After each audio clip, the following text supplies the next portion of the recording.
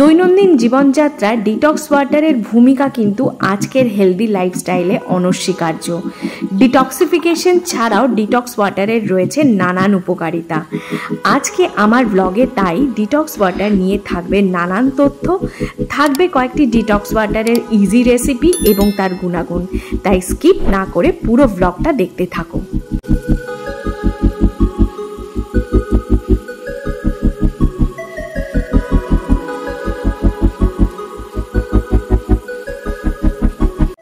Detox water basically fresh fruit, vegetables বা spice থেকে infuse করে বানানো হয়।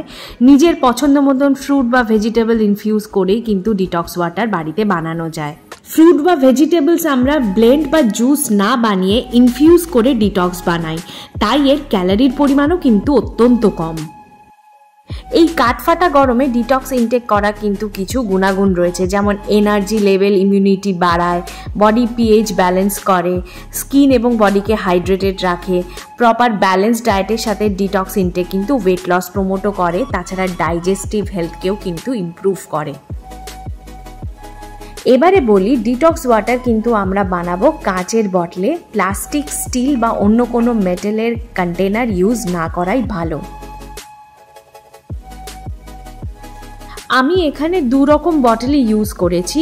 একটা হলো গিয়ে ফ্রুট ইনফিউজার, যার 3টে পার্ট রয়েছে। একটা হলো কাপ টু ড্রিঙ্ক, আরেকটা হলো স্টেনার, যেটা হচ্ছে ফ্রুটস থেকে জলটাকে ছেঁকে কাপে ঢালবে, আর থার্ড পার্টটা হলো গিয়ে মেন চেম্বার, যেখানে আমরা ডিটক্সটা বানাবো।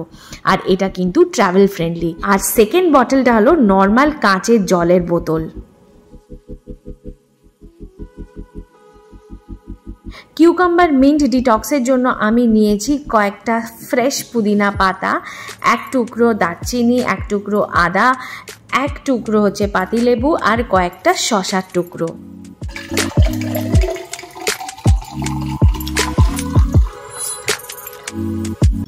এরপরে সমস্ত ইনগ্রিডিয়েন্টসগুলোকে বটলের মধ্যে দিয়ে বটলের ঢাকাটাকে ভালো করে লাগিয়ে নিয়ে একটুখানি কিন্তু শেক করে নিও।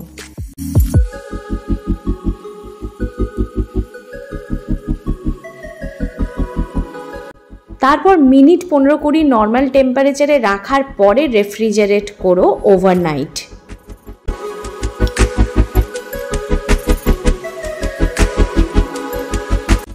এমটি স্টমাকেও খেতে পারো বা সারাদিনে সিপ সিপ করেও খেতে পারো।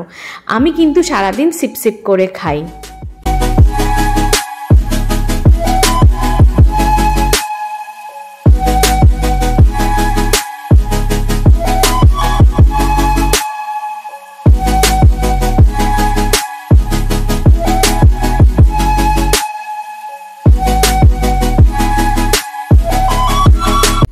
এই ডিটক্সটাকে কিন্তু রিফিল করে সারাদিন খাওয়া যায়, তবে পরের দিন আর রিপিট করো না, তখন কিন্তু ইনগ্রিডিয়েন্টসগুলো চেঞ্জ করে নিও। এই ডিটক্সটা কিন্তু আমি বহু দিন হলো ইনটেক করছি, অ্যান্ড এটা কিন্তু গ্রেট সোর্স অফ অ্যান্টিঅক্সিডেন্টস।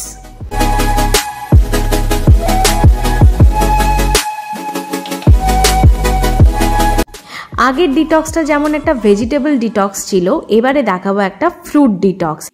এই অ্যাপেল অরেঞ্জ ডিটক্সটা বানাতে লাগছে কয়েকটা স্লাইস অ্যাপেল, কয়েকটা স্লাইস অরেঞ্জেস, আর অফকোর্স পুদিনা পাতা, আর সাথে আমি জিঞ্জার আর সিনামনটাই কিন্তু অপশনাল হিসেবে রেখেছি।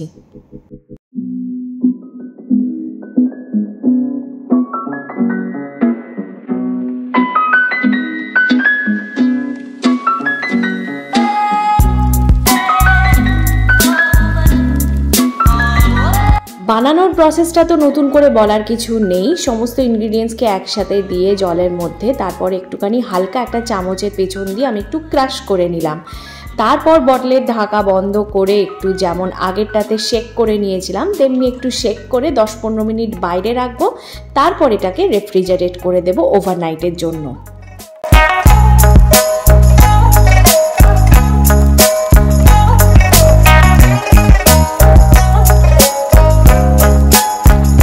এখানে তোমরা অরেঞ্জের জায়গায় কিন্তু মুসাম্বি ইউজ করতে পারো। গরমে মুসাম্বি খাওয়া কিন্তু খুব ভালো।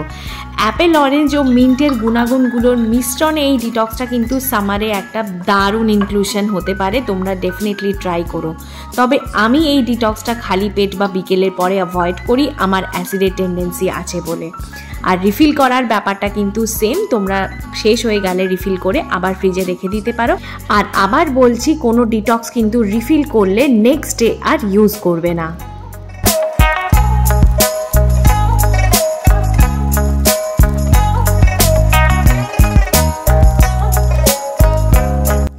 গরমে স্কিন ভালো রাখতে ও হাইড্রেটেড থাকতে আমি আরেকটা প্র্যাকটিসও বহুদিন করি, মানে প্রায় চেন্নাই জীবন থেকেই করে আসছি। সেটা হলো আমার নর্মাল জলে পুদিনা পাতা মিশিয়ে রাখা। নর্মাল প্লেন ওয়াটার ইনটেকের পাশাপাশি সারাদিনে সিপ করে এই পুদিনার জলটাও কিন্তু আমি খেয়ে থাকি। এতে আমার স্কিন কিন্তু খুব ভালো থাকে। তো যাদের পুদিনা পাতা স্যুট করে এবং যাদের মাঝে মাঝে গরমে কোল্ড ড্রিঙ্কস বা ওই জাতীয় কোনো বেভারেজ খাবার ক্রেভিং হয়, তারা কিন্তু এই পুদিনা ওয়াটারটা ডেফিনেটলি ট্রাই করতে পারো, তোমাদের ভালো লাগবেই।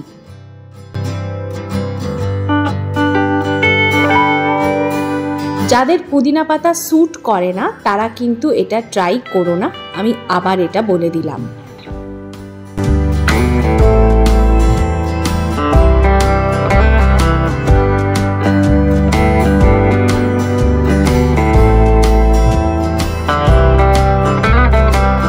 ব্লগটা শেষ করবার আগে কয়েকটা কথা বলে দিই। যারা নতুন ডিটক্স ট্রাই করবে তারা সব রেসিপি কিন্তু একসাথে ট্রাই করো না, অল্প অল্প করে এক একটা রেসিপি ট্রাই করে তোমাদের বডি কতটা নিতে পারছে সেটা দেখে তারপরে কিন্তু রেসিপিগুলো ট্রাই করো।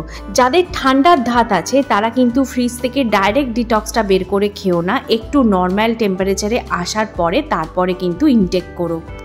সাথে আবার বলছি, কোনো ইনগ্রিডিয়েন্টস যদি তোমাদের স্যুট না করে তাহলে আমি রেসিপি দিয়েছি বলেই যে ট্রাই করবে সেটা কিন্তু করো না। আজকে তাহলে ব্লগটা এখানেই শেষ করছি। সবাই ভালো থেকো, সুস্থ থেকো আর সবাইকে ভালো রেখো, গরমে ভালো থেকো। আবার ফিরে আসবো নতুন একটা ব্লগ নিয়ে।